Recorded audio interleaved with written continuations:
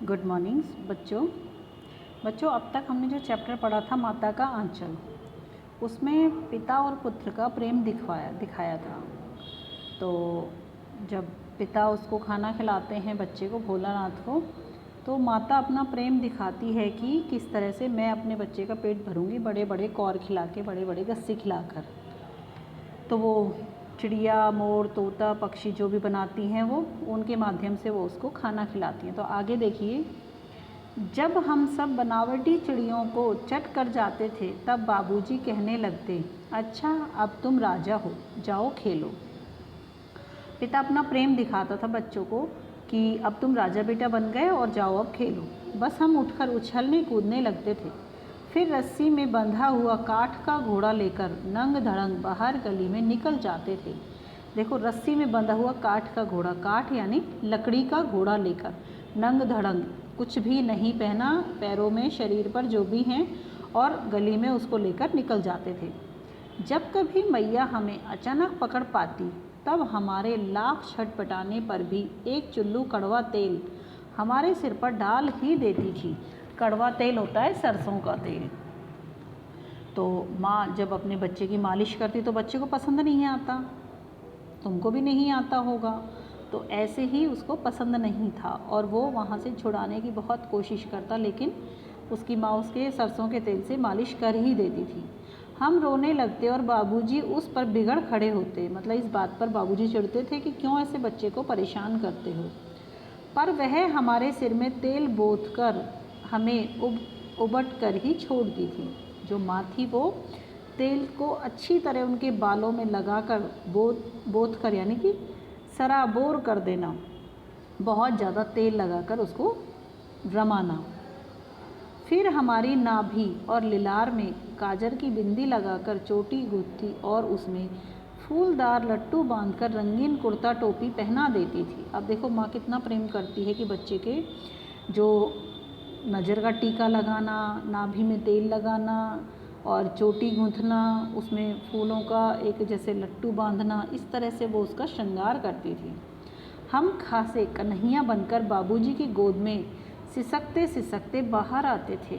कन्हैया बना देती थी उनको, चोटी वोटी बनाकर, और सिसकते यानी कि बच्चा रो रो कर फिर अपने बाबूजी के साथ बाहर आ जाता था।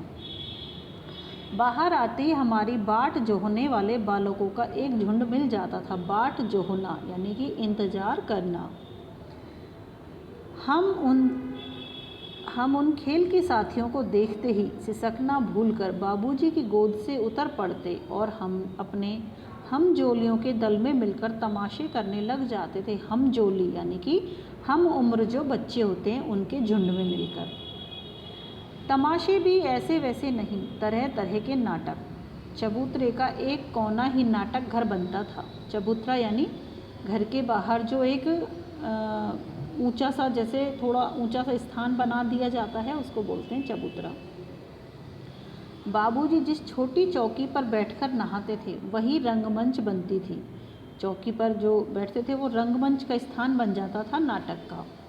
उसी पर सरकंडे के खंभों पर कागज़ की चंदुआ तानकर मिठाइयों की दुकान लगाई जाती थी। सरकंडे लकड़ी के जो होते हैं, जैसे लंबी लंबी जो लकड़ी होती हैं, उसके खंभे बना दिए जाते थे। और कागज़ का चंदुआ होता है छोटा शामियाना, जैसे वो लगाना, टेंट टेंट लगाते हैं ना, तो उसको बोलते हैं चंदुआ, जो ऊपर छत बना देते हैं उसकी वो।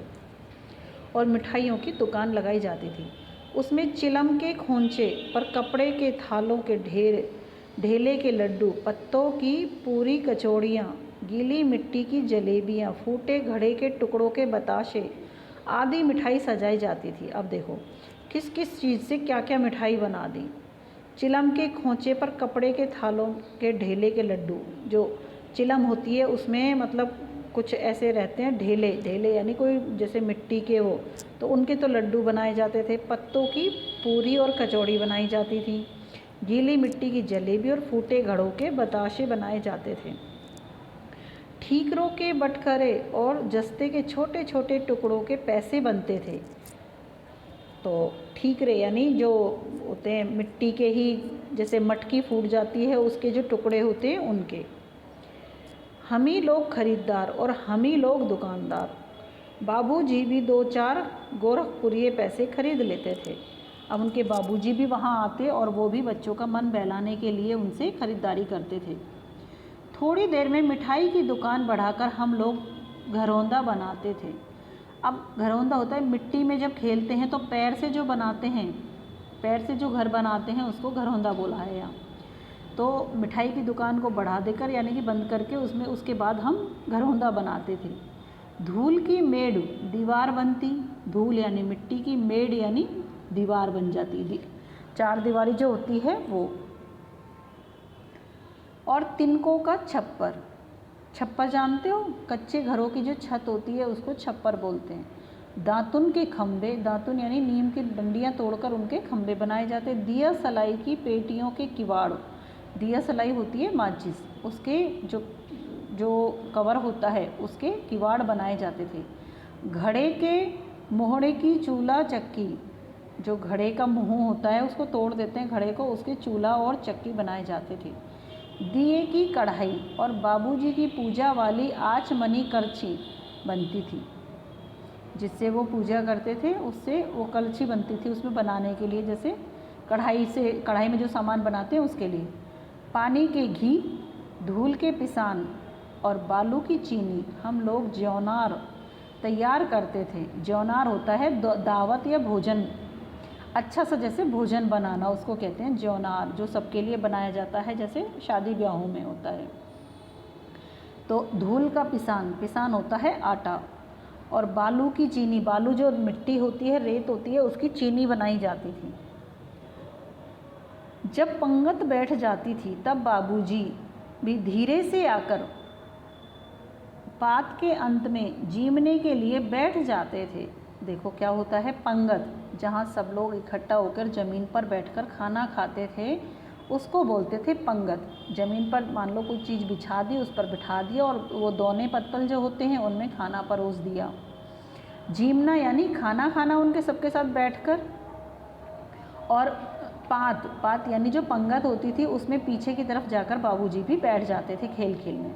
उनको बैठते देखकर ही हम लोग हंस हंस कर और घरौंदा बिगाड़ कर भाग चलते थे। उनका जो घरौंदा था उसको भी बिगाड़ देते और बहुत हंसते थे कि बाबूजी भी हमारे खेल में शामिल हो गए।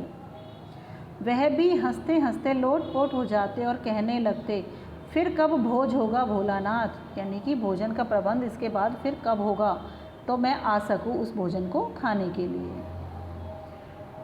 आगे देखिए, कभी कभी जब हम लोग बारात का भी जुलूस निकालते थे, जब बारात निकलती है, निकासी निकलती है, उसको बोला है। कनस्तर का तंबूरा बजता, कनस्तर होता है लोहे का पीपा, उसका तो बाजा बजता था। अमोले की घिसकर शहनाई बजाई जाती थी। अमोला होता है आम का उगता हुआ पौधा, छोटा सा जो पौधा होता है उसको घिसकर उसकी शहनाई बजाई जाती थी। टूटी चूहेदानी की पालकी बनती, चूहेदानी किसी के घर में भी मिल जाती, उसकी पालकी बनती दुल्हन को लाने के लिए। हम समधी बनकर बकरे पर चढ़ लेते और चबूतरे के एक कोने में चलकर बारात दूसरे कोने में जाकर दरवाजे लगती थी। अब देखो बाराती कैसे कैसे जा रहे हैं, बकरे पर चढ़कर चबूतरे पर पहुंच जाते हैं। वहाँ काठ की पटरियों से घिरे, गोबर के से लिपे, आम के केले की टहनियों से सजाए हुए छोटे आंगन में कुल्हे का कलसा रखा जाता था। कुल्हे का यानी कि कुल्हड़ जो होता है उसका कलशा, कलसा होता है जैसे मिट्टी के जो बर्तन रखे जाते हैं, मटका और मटकी जो रखे जाते हैं उसमें शादी के टाइम पर जो मांडा गढ़ता है उसके पास रखे जाते हैं, तो वहाँ कुल्हड़ का कलसा रखा जाता था। वहीं पहुंचकर बारात फिर लौट आती थी। लौटने के समय खटोली पर लाल ओहार, ओहार होता है पर्दे पर ढका हुआ जैसे कपड़ा जो होता है वो होती है, डालकर उसमें दुल्हन को चढ़ा दिया जाता था, जो चूहेदानी की पालकी बनाई थी उसमें। लौट आने पर बाबूजी ज्यों ही ओहार उघार कर दुल्हनी का मुख निहारने लगते, त्यों ही हम लोग हंसकर भाग जाते थे। अब वो बारात में से दुल्हन को ले आए हैं तो बाबूजी क्या करते, उसको हटाकर, पर्दे को हटाकर दुल्हन का मुंह देखने के लिए झुकते, त्यों ही हम सब हंसकर वहाँ से भाग जाते थे। इस तरह से बच्चों के खेल होते थे, नए नए खेल। लेकिन बाबूजी हर खेल में शामिल हैं। थोड़ी देर बाद फिर लड़कों की मंडली जुट जाती थी। इकट्ठा होते ही राय जमती की खेती की जाए। अब देखो, पहले तो मिठाइयों की दुकान लगाई थी, फिर अब ये शादी ब्याहों का काम किया था, और अब क्या करते हैं, खेती करना है। बस चबूतरे के छोर पर घिरनी गड़ जाती और उसके नीचे की गली कुआं बन जाती थी। मूंज की बटी हुई पतली रस्सी में एक चुक्कड़ बांध गराड़ी पर चढ़ाकर लटका दिया जाता और 2 लड़के बैल बनकर मोट खींचने लग जाते थे। देखो कितनी तैयारियां कर ली हैं।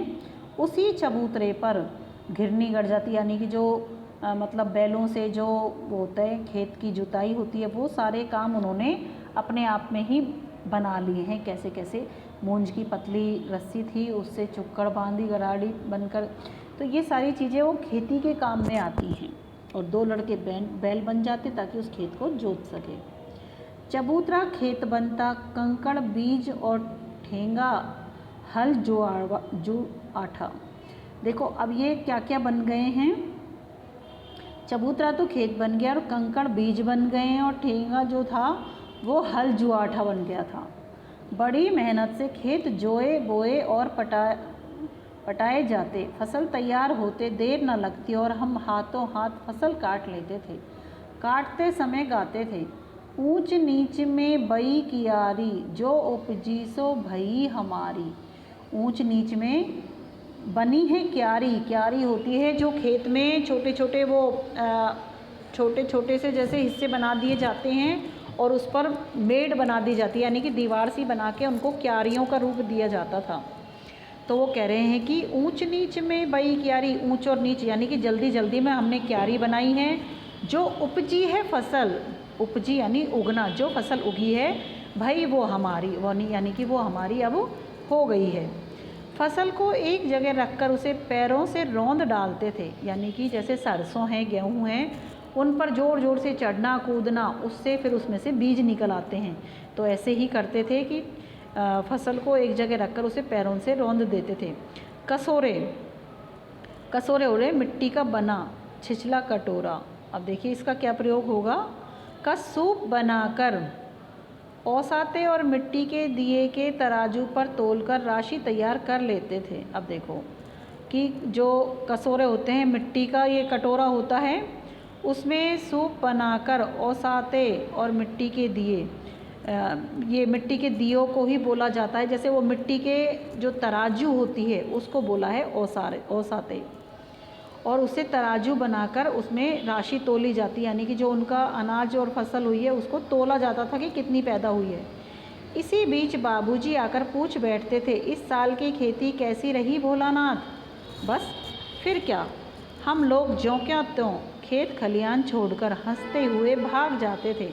कैसी मौज कैसी मस्ती थी उस खेती में, कितना मज़ा आ रहा है उनकी बातों को सुन सुन कर ही। ऐसे ऐसे नाटक हम लोग बराबर खेला करते थे। बटोई भी कुछ देर ठिठक कर हम लोगों के तमाशे देख लेते थे। बटोई होते हैं रास्ते में जाने वाले लोग, जो अपना और कहीं जा रहे हैं और वो उसको खड़े होकर तमाशा देखने लग जाते थे। जब कभी हम लोग ददरी के मेले में जाने वाले आदमियों का झुंड देख पाते, तब कूद कूद कर चिल्लाने लगते थे।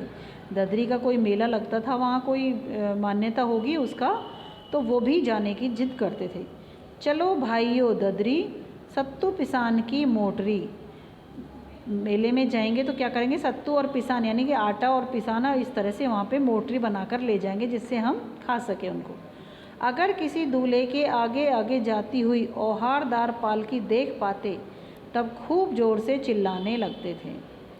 कि जैसे मान लो किसी दूल्हे की बारात निकल रही है, तो औहारदार पालकी देखकर, बहुत सुंदर सी कोई पालकी देखी है और उसको देख देख कर बच्चे बहुत ज़ोर से चिल्लाते थे, खुश होते थे, प्रसन्न होते थे।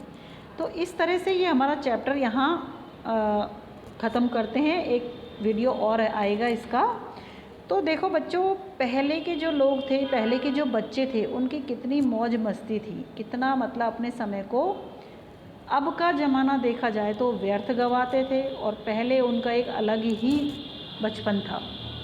अब बच्चों पर बहुत ज़्यादा बर्डन आ गए हैं, बहुत पढ़ाई का प्रेशर हो गया है। लेकिन पहले का कोई खर्चे नहीं थे, कोई जैसे ये कहते हैं ना कि इतने विज्ञापन नहीं थे, इतने फैशन की चीज़ें नहीं थी, उनकी सामान्य सी ज़िंदगी थी, उसको वो पूरा कर लेते थे। अब हमारे जो रहने की जो दिनचर्या है, जो खान पान का तरीका है, पहनने का है, वो सब कुछ बदल गया है। तो उसके लिए हमें बहुत मेहनत की और बहुत ही जैसे लगन की ज़रूरत है। तो आगे हम इस चैप्टर को पढ़ेंगे, तो अब यहाँ तक आप इसको दोबारा से पढ़ेंगे, समझेंगे।